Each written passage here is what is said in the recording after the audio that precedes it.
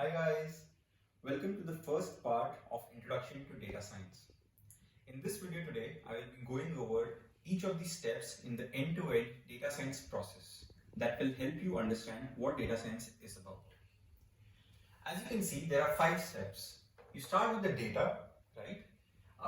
Then you explore the data, then you do machine learning, and the model that you build from machine learning, then you deploy it. And then finally, after deployment, you keep monitoring the models to see if they are giving you the results that you expect. The importance levels of each of these steps are very high. That's why data science is a very critical addition to any process. Each of these steps need to be done very carefully because it's real world, high value data that you're dealing with. Data can be stored in many formats. But these are the 3 most commonly used formats. One is the CSV format, which is the comma separated value. Then you have Excel files, where you can also read in the sheets in each of the Excel files. And then you have tab separated files, right? TSVs. Each of these 3 file formats are basically for structured data, which is going to be the main focus of today's session. Although this framework can also apply to all other kinds of data science problems like image classification, I want to understand how a self-driving car works, all of that can be fit into this framework. The data is also stored in, it can be stored in the cloud, it can be stored on the local machines, or it can be on the on-premise data center storage systems that a company might buy. Coming to the exploration step, once you have this data, you need to explore it. You need to understand what are the relationships in the data, how noisy is it. There are 2 things here. One is the relationships and other is the noise or the amount of cleaning that you need to do. That's what I mean by noise here in the data. Let's start with the amount of cleaning first, right? You can have missing values in the data. There might be certain data points which are altogether missing. For example, say you're trying to predict the stock price, right, of say a stock of an ETF, for example, right? So you have one column which is the date and the second column which is the price of that ETF, right? Say you observe that it's a monthly data and for some months the ETF value is missing. What do you do then? That's a classical case of missing value handling, right? The second, so this is missing values. You can also have outliers in your data. What you are trying to do, that we have not defined, but that is critical. What we are trying to do is we are trying to build a model so we can predict the future. That's the essence of data science in a nutshell, right? There are other things that we also want to do with the models that we build. We also want to understand the data. But generally, when we talk about data science, we are trying to predict something. We are trying to forecast the future or predict how things are going to turn out. For that, if we have outliers in our data, that means we have values which are very different from where the rest of the data is behaving, then we need to handle these outliers. So we also need to do outlier analysis and then remove the outliers or treat them. And then we also need to normalize the data, which means the scale of each of the data variables, all the columns that our data has, they need to be normalized. There are different ways of normalizing, such as min-max scaling. We have also standard normalization, right? You will get to know what these are. But the basic thing about normalizing is that one feature should not come across as more important than the other feature just because of its scale. Say I have weights in kilograms. If I change the weights to be in grams, that should not change what my model is predicting because it's essentially the same data. That's what normalization helps us do. So this part, you might have seen that I have mentioned it under statistics. Because we need to understand what the statistics of the data is. What are the mean values of a particular column, right? What is the mode and what is the distribution, right? So that will help us do all of these 3 steps. This is the part where we are cleaning the data. Now we also want to understand the relationships in the data once we have cleaned the data. Why this is important is because once we understand the relationships, then we can build a model to accurately capture them and accurately use them to predict what we want.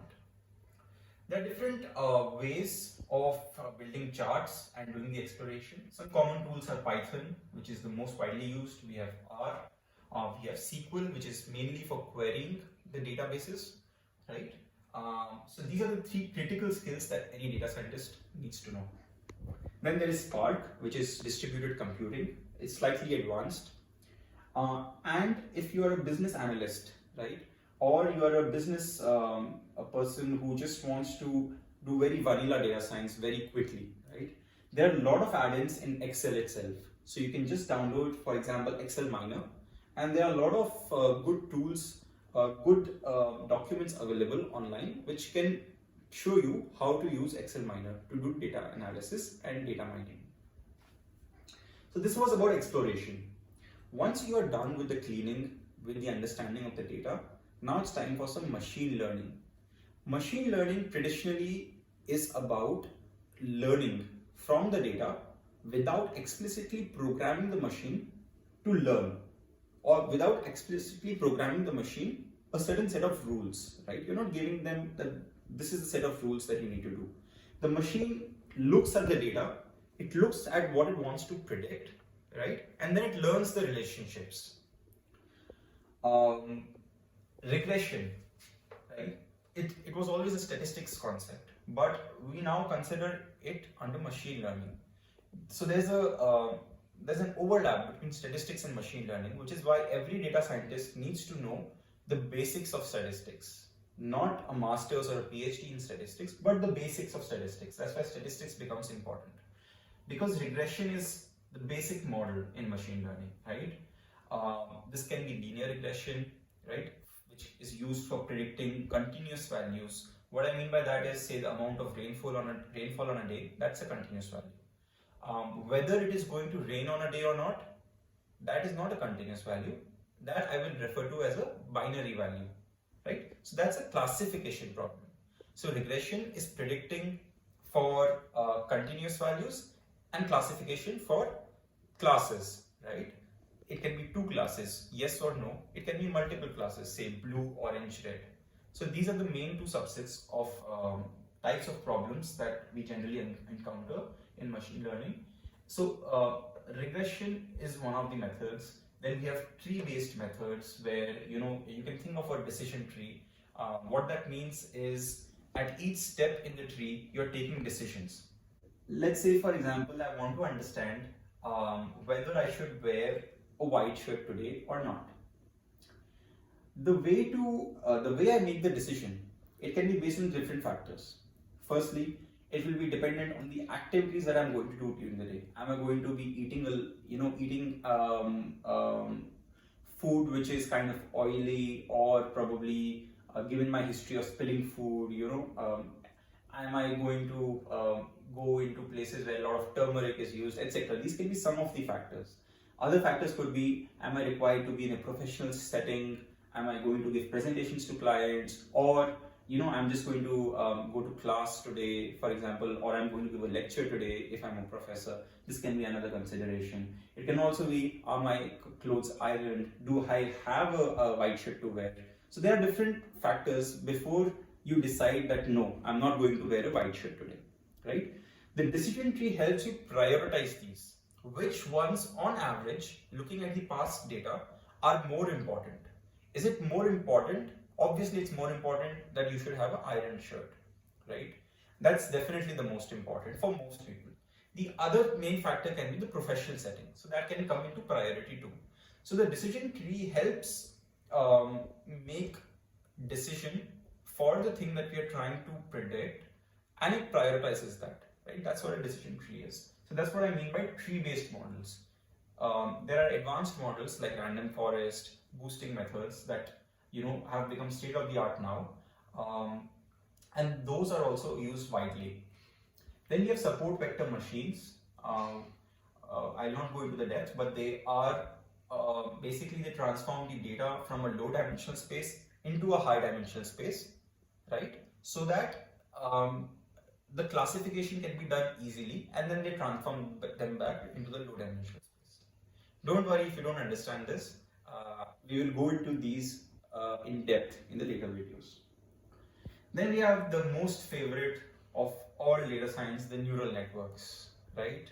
You go into computer science department, you ask, I want to do machine learning. That's what they understand. What is understood is you want to do neural networks. Why? Why are they so important? Neural networks are the most widely used form of machine learning methods. Why? Because in addition to structured data, they can also be used for classifying images. I show you a cat and a dog, right? You meaning the machine learning algorithm, and then it classifies that this is a cat or a dog, right? It's like how the human brain works. That's where the name derives from, the neural networks. When a kid learns to walk, we don't tell him that you should get your leg up like that, you should walk like that. No, right? We teach him a little bit in the beginning, but then he learns how to walk. How? By falling. So that's what a neural network does, right? It is shown the data, it is shown the output, and then it learns how to model the data so that it can reach the output. There are no such rules that are there in place that it is a linear relationship, it is a quadratic relationship, nothing like that, right? It learns from its own. So neural networks can also be used to do sentiment analysis on a piece of text. So they can be used for text, they can be used to convert speech from text, right? How Alexa works. Alexa, when you say something, it definitely takes that speech, it converts it into something that it can process, which is a more structured form of text. It processes that and then it gives the response, right? So neural networks again are part of machine learning. Then you have k nearest neighbors, naive and Gaussian Bayes methods. These are more probabilistic methods. So that is where probability comes into the picture.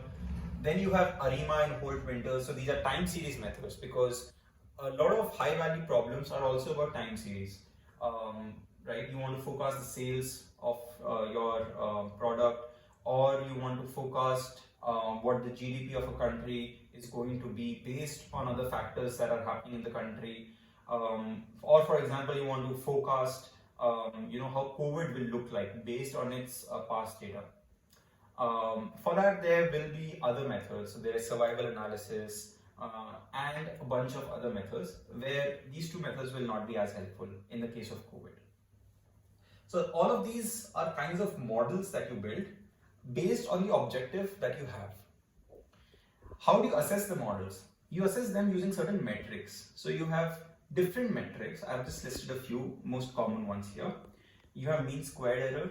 So metric is basically comparing your predicted values versus your actual values, right?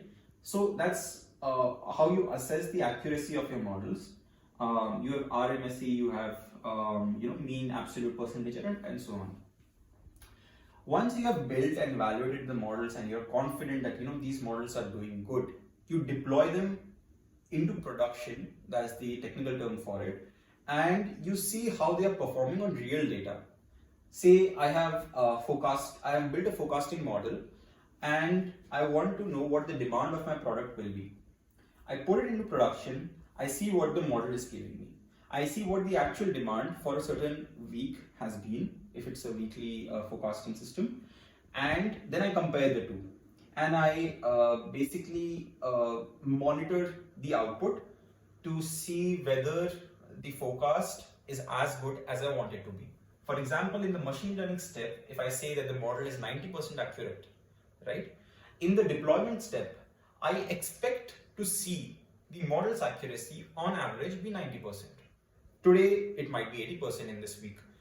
In the next week, it should be more than 90, so that the average comes to 90. So that's what's expected.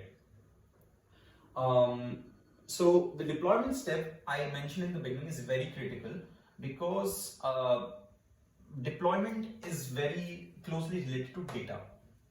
In deployment, what you're trying to do is, you don't want any human intervention. You don't want the human intervention of ingesting the data into the machine learning system and then evaluating it, right? And then predicting. Everything should happen on its own, right? This is the deployment step is where the human steps back and the system is working on its own. So that's why you need the traditional DevOps methods of CI/CD. You need version control. So version control in a machine learning problem or a data science problem is not just about code, right? If Facebook releases a new feature, what is it doing? It's building a piece of software, right? And it's just bringing that. So it's mostly about the software. But in a data science problem, the version control is not just about the software. It's also about the data. If my data changes, but my machine learning model remains the same in terms of its parameters, the output will change, right? So I also want to control the version of my data which is going into the model. So that's the other thing. And also I want to see whether the new model is performing better than the old model, right? It might be that even after getting, say, twice as much the data and more recent data, my model is not predicting better. It is actually getting worse. So I need to be able to compare the models, which is where I need to also do model versioning, and which leads to the science of model refreshes, whether I want to refresh and change the model or not. Then we also come to code quality, and then all of this is basically falling under MLOps, which is machine learning operations. It is the twin of DevOps, which is more pertinent to software production systems. The last step is monitoring the code, right? So deploying is part of the end step, and monitoring is the final step before you can completely take your hands off. In deployment, you still need to see whether the system is behaving as you want it to or not, right? In monitoring, that's how you ensure it. But after monitoring, basically the system is mature, and this step takes the most amount of time, right? Getting data might be difficult, but generally organizations do have data, right? Exploration, machine learning, these are tool-based, these are skill-based, these can be done. Deployment again requires a lot of skill, that can be done. In what I'm talking about is mostly structured data. If you have, say, images, etc., you need a full setup where you can take the images, you can put it in the system, take the output. So it depends on what your business problem is. This is just the data science part of it. The business problem also needs to get this piece fitted in there. So the last step is monitoring. You need to monitor how your data is changing, for example, right? So before COVID, your demand of your product might be, say, 100 units per week. After COVID, it will definitely see a dip, in the initial few weeks, because COVID, due to COVID, the demand went down, right? I'm talking about general products, not healthcare specific, for which the demand definitely went up, like sanitizers, etc. But your data properties themselves changed. So that's a data drift, right? And that's a sudden drift. It did not happen over time. Sometimes the drift happens over time. So that also you need to be cognizant about. Then you have model drift and you have concept drift, right? These are other kinds of drifts which are related to the machine learning model or the predicted value that you are looking at. For example, if I want to wear a shirt or not, if on average I'm wearing a shirt, keeping all the external factors as is 3 times a week, right? And that has stayed so for the last 3 years. And suddenly, if you observe, in the next few weeks, I have been wearing them all of the days, right? So that's the kind of concept drift. Your predicted value is itself changing. And then obviously you need to monitor the performance of it. So once you have done this, your machine learning system is ready. It's actually already ready when you deploy it, but after you monitor it, you can say that it's mature now, right? And your trust factor increases. Because data science is a science to make decisions through data, you need to be very confident in gaining the trust of your stakeholders, right? So only when you're confident, you will be able to gain the trust of someone else as well. And that's where monitoring and getting the system to be mature is very important. Yeah, so I think that's pretty much it. have a look at this diagram. You can Google certain terminology which you want to find out, and put in the comments what are the terms that you're not clear about, and I'll see how I can accommodate it in the next few videos and be cognizant of that. Hope you like the session. In the next session, we will go a bit deeper into data storage and also into exploration, because data storage is part of the data engineering piece, but we are more focused towards data science. So we will briefly touch upon data and then the exploration piece, which involves the cleaning part and the visualization part. Stay tuned. Thank you. So I have two assignments for you. Right? The first one, think of any kind of data that you want to understand or that you want to predict. Right? It can be from your real life. It can be very close to you. If you have a shop, how much sales is it going to get? What products are going to sell? Or if you just want to, if you're a finance geek, what is the stock price going to look like? So whatever your interests are, please do let me know in the comments, or what kind of data you're looking to understand from data science. And the second assignment is very simple. Please do share and like and subscribe to our channel. Thank you.